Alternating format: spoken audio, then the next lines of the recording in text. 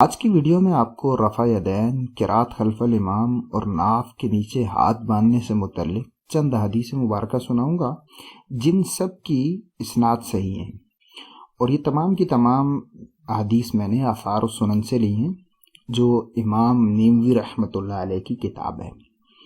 تو چلیں میں آپ کو وہ حدیثیں سناتا ہوں۔ پہلی حدیث جو ہے وہ ناف کے نیچے ہاتھ باندھنے سے متعلق ہے۔ حضرت علقمہ اپنے والد سے روایت کرتے ہیں، وہ فرماتے ہیں کہ میں نے نبی کریم صلی اللہ علیہ وسلم کو دیکھا، وہ اپنا دایاں ہاتھ اپنے بائیں ہاتھ کے اوپر باندھتے تھے ناف کے نیچے نماز میں۔ امام نیموی کہتے ہیں اس کی اسناد صحیح ہے۔ اچھا، دوسری حدیث جو ہے وہ امام کے پیچھے قرات نہ کرنے سے ہے۔ تو وہ حدیث یہ ہے کہ جب امام قرات کرے تو تم خاموشی سے سنو۔ امام نیموی کہتے ہیں اس کی بھی یہ حدیث صحیح ہے۔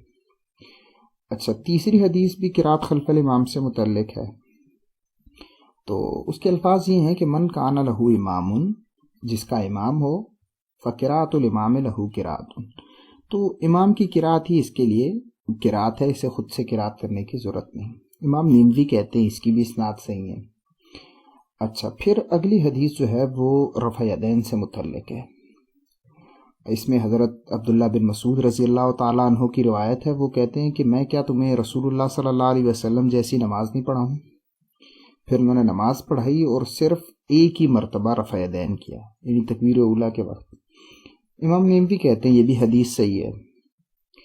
اچھا، اس سے اگلی حدیث جو ہے وہ بھی رفع یدین سے متعلق ہے، وہ حضرت علی رضی اللہ تعالیٰ عنہ کے متعلق ہے کہ وہ نماز میں صرف تکبیر اولیٰ کے وقت ہی جو ہے وہ ہاتھ اٹھاتے تھے، اس کے بعد جو تکبیریں ہوتی تھیں ان میں ہاتھ نہیں اٹھاتے تھے۔